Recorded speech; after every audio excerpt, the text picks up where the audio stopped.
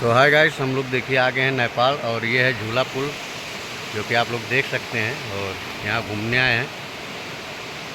ये देखिए इधर अंकित भी है और इधर देखिए जो कि नदी कितनी गहरी है जो कि बह रही है बहुत तेज़ से।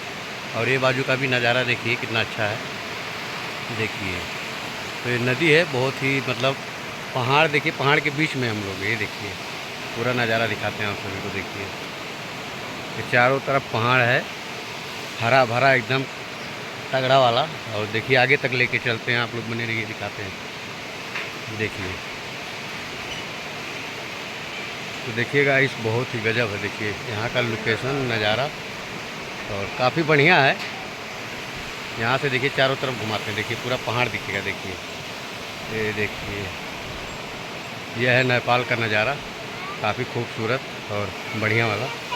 तो चलिए वीडियो अच्छा लगे तो आप लोग शेयर करिए, लाइक करिए और चैनल को सब्सक्राइब करिए।